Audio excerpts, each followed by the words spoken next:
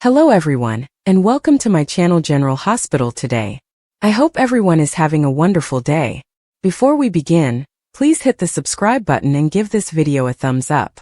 Sasha Gilmore's return to Los Angeles sent shockwaves through the tight-knit community of Port Charles, a city where secrets never stay buried for long. The revelation that Ronnie, a woman whose past was as enigmatic as it was troubled, was Sasha's biological mother, turned the lives of many upside down.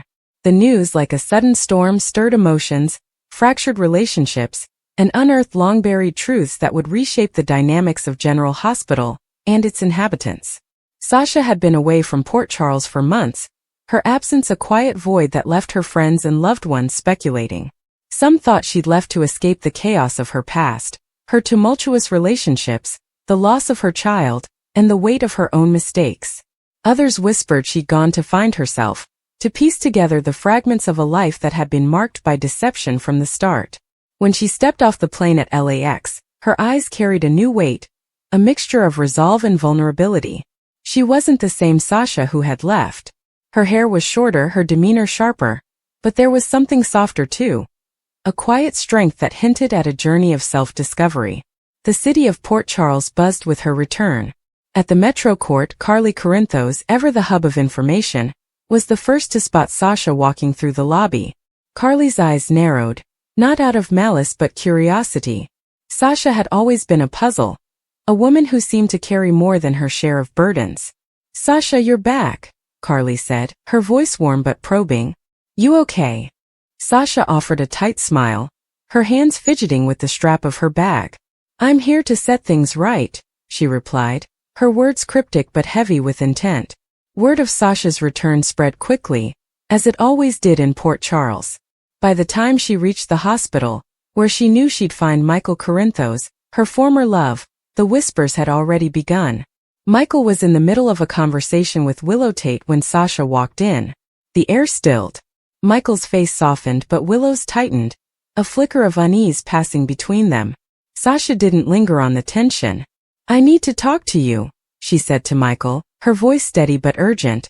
"It's about my mother." The word mother hung in the air like a grenade. Sasha had long believed her mother was dead, a story fed to her by lies spun years ago.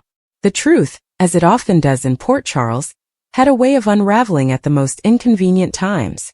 Ronnie, a woman who had drifted in and out of the city's underbelly, was not just a figure from Sasha's past, but the key to understanding who she was. Ronnie's life had been a tapestry of bad choices, addiction, crime, and a string of broken relationships. Yet, beneath the chaos, there was a woman who had once loved fiercely, even if she hadn't known how to show it. Sasha's discovery of her true parentage came during her time away. She'd been chasing leads, piecing together fragments of her history after a cryptic letter arrived at her doorstep. The letter, unsigned but written in a shaky hand, hinted at a truth Sasha had never considered. It spoke of a woman who had given her up to protect her, not out of abandonment but out of desperation. Sasha's search led her to a small run-down apartment in Chicago, where Ronnie lived, her face etched with the wear of a hard life. The confrontation was raw, filled with tears and accusations. Ronnie didn't deny it. She admitted to giving Sasha up, to shielding her from a life of instability. "I wasn't fit to be your mother," Ronnie had said, her voice breaking. "But I never stopped loving you." Back in Port Charles, Sasha's revelation sent ripples through the community. Michael, still grappling with his feelings for Sasha, was stunned. He'd known her as someone who fought for her place in the world, but this new truth added layers to her story he hadn't anticipated. Willow, whose own life had been shaped by secrets and lies, felt a pang of empathy but also wariness. Sasha's return stirred old wounds, especially since Willow and Michael's relationship had been built on shaky ground. The hospital became the epicenter of the unfolding drama. Dr. Britt Westbourne, always one to pick up on the undercurrents of Port Charles gossip, overheard Sasha's conversation with Michael and wasted no time digging deeper. Britt had her own reasons for being curious. Her history with Sasha was complicated, marked by professional rivalry and personal respect. She cornered Sasha later that day, her tone sharp but not unkind. "So Ronnie's your mother? That's a hell of a plot twist, even for this town." Sasha didn't flinch. "It's not a twist," she said. It's my life. Ronnie's presence in Port Charles was less welcome. When she arrived following Sasha's trail, the reaction was immediate. Sonny Corinthos, who had crossed paths with Ronnie during her darker days, was skeptical. She's trouble, he warned Sasha, his voice low but firm. You don't know what you're getting into. But Sasha wasn't deterred. She'd spent too long living in the shadows of other people's choices. This was her chance to confront her past, to understand the woman who had shaped her existence, even from a distance.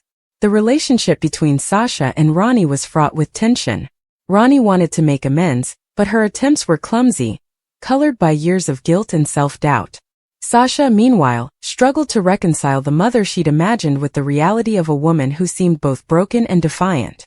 Their conversations were a dance of anger and longing, each trying to find a way to connect without reopening old wounds. I didn't come back to hurt you, Ronnie said during one heated exchange. Then why does it feel like you're tearing me apart? Sasha shot back. As the days passed, Sasha's return and Ronnie's presence forced others in Port Charles to confront their own truths. Nina Reeves, who had once played a pivotal role in Sasha's life, felt a mix of guilt and relief. She'd lied to Sasha years ago, pretending to be her mother in a scheme that had nearly destroyed them both. Now, with Ronnie in the picture, Nina wondered if her actions had set this chain of events in motion.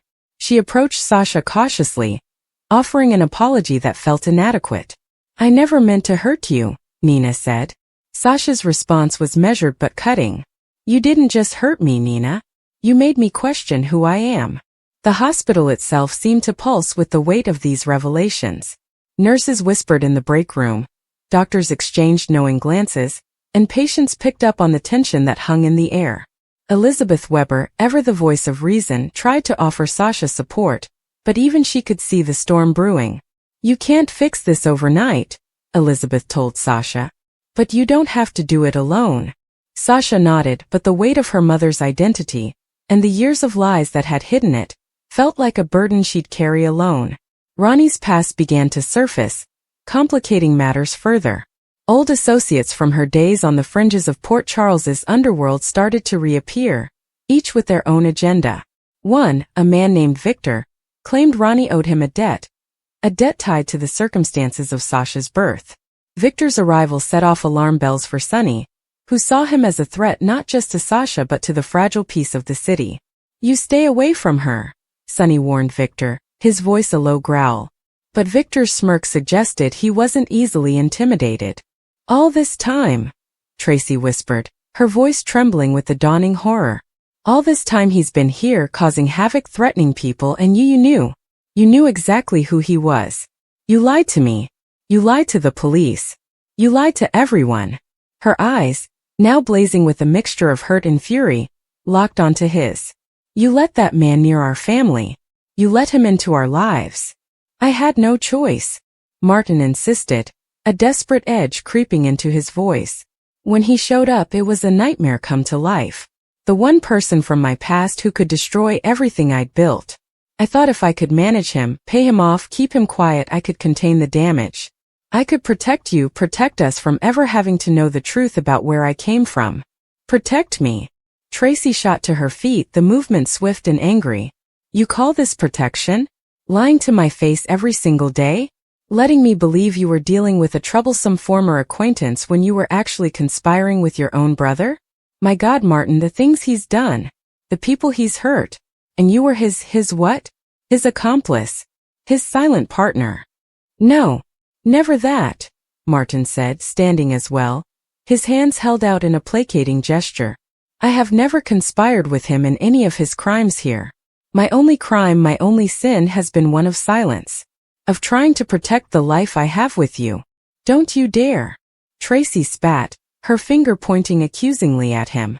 Don't you dare frame this as some noble act for our relationship. This was for you, Martin. This was about your pride, your shame, your pathetic desire to bury the fact that you crawled out of the same gutter as that animal. The word animal hung in the air, and Martin flinched as if struck. He's still my brother, Tracy, he said, his voice thick with a complicated emotion that was part loyalty, part revulsion. Despite everything he is, despite everything he's done, the bond is there. I couldn't just throw him to the wolves. I tried to help him.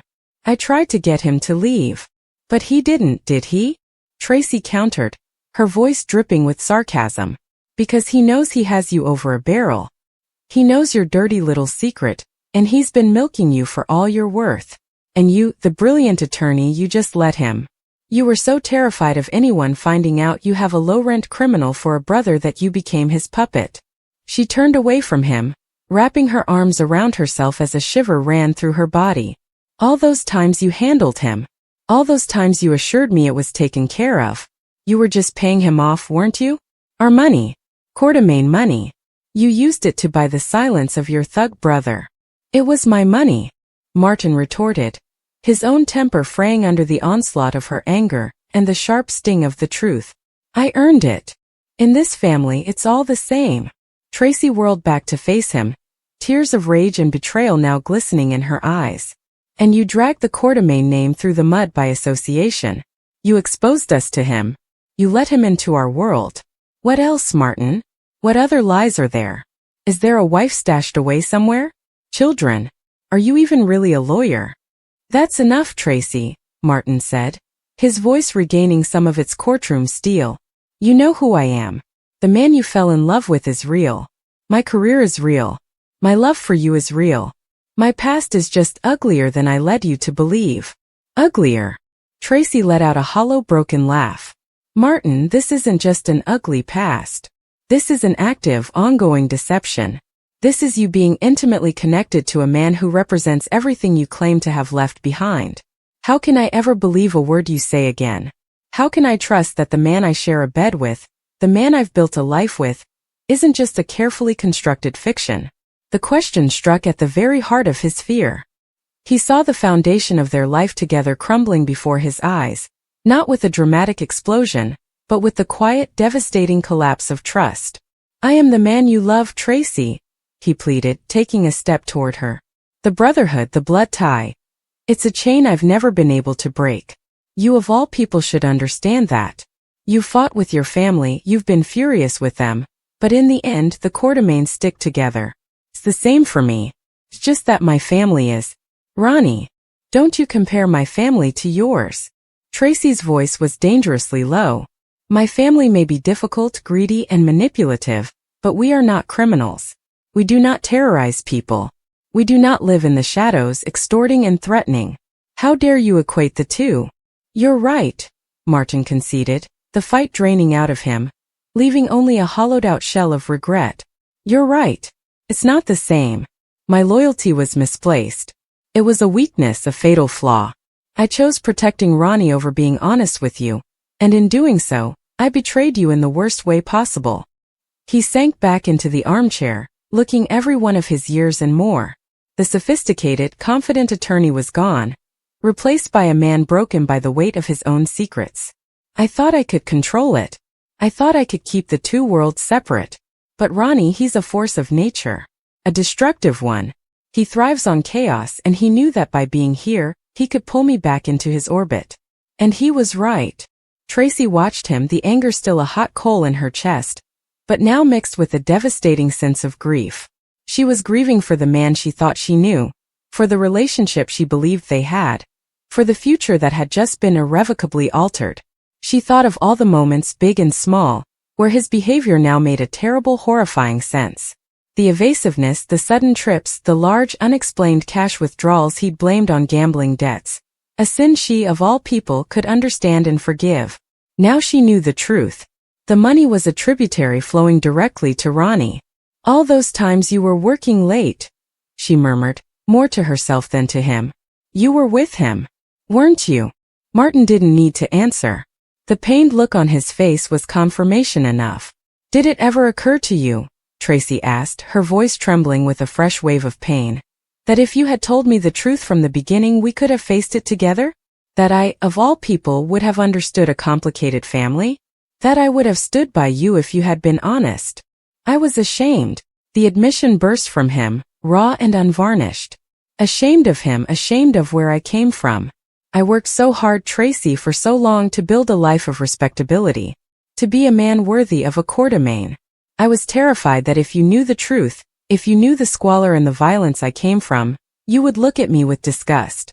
You would see the grifter's son, not the successful attorney. I couldn't bear to see that look in your eyes.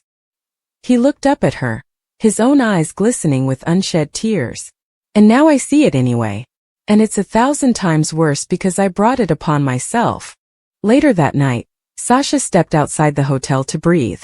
The LA night was cool, the city lights flickering like restless stars. Ronnie joined her a few minutes later. You remind me of myself at your age, she said with a faint smile. Sasha turned to her, eyes still glistening. I'm not sure how to feel right now, she admitted. Part of me is furious and part of me wants to believe you. Ronnie nodded. I don't expect forgiveness, Sasha. I just hope someday you can understand. Sasha wrapped her arms around herself, the wind tugging at her hair. I've spent so long trying to find out who I am. Maybe this is the missing piece, she said quietly. But it changes everything I thought I knew. Ronnie's expression softened. It doesn't have to change who you are, sweetheart.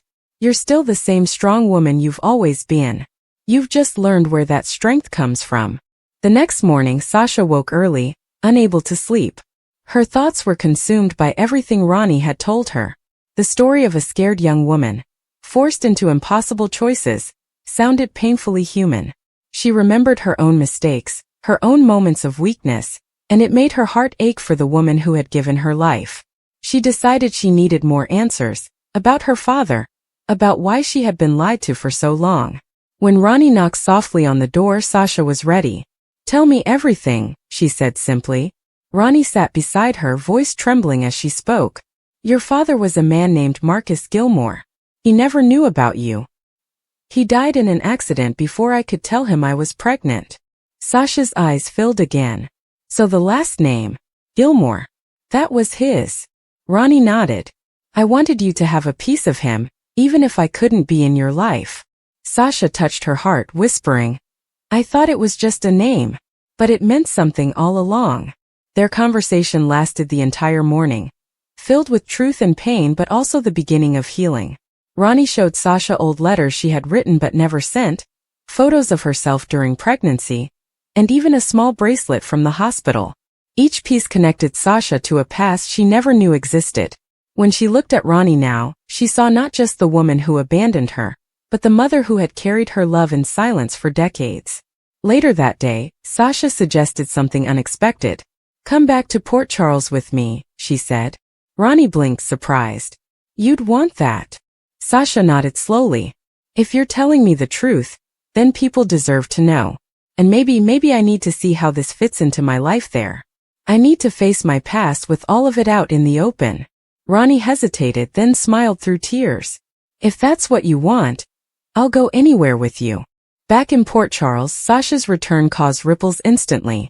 Maxie, Brooklyn, and Nina were stunned when Sasha walked into the Metro Court with Ronnie by her side. Nina's expression shifted from shock to confusion. Ronnie, she said softly, recognizing her. You two know each other? Sasha glanced between them. Wait, what? Nina sighed, her voice low. Ronnie used to work in PR when I was building Crimson. She disappeared suddenly. I never knew why. Ronnie's gaze dropped, guilt flickering in her eyes. Because I couldn't risk being recognized. Sasha was in Port Charles and I couldn't stay that close. The revelation spread fast. Ronnie Matthews was Sasha's biological mother. The town buzzed with the news, and while some welcomed the truth, others questioned Ronnie's motives. But for Sasha, the noise didn't matter. What mattered was understanding her story and finding peace. She stood in the park one evening, watching the sunset over the water. Ronnie joined her quietly. I know this isn't easy, Ronnie said softly, but thank you for giving me this chance. Sasha smiled faintly, eyes glistening. I don't know what the future looks like yet, she replied. But for the first time in a long time, I don't feel alone. Their journey wasn't over, far from it. There were wounds to heal, trust to rebuild, and time to make up for. But in that moment, Sasha felt something she hadn't felt in years. Hope. As the wind carried the soft sounds of Port Charles in the distance, she turned to Ronnie and whispered, Let's start over. As mother and daughter. Ronnie took her hand, squeezing gently. I'd like that very much. And for the first time since her world had shattered, Sasha Gilmore felt whole again. finally knowing where she came from, and ready to discover where her heart would lead her next.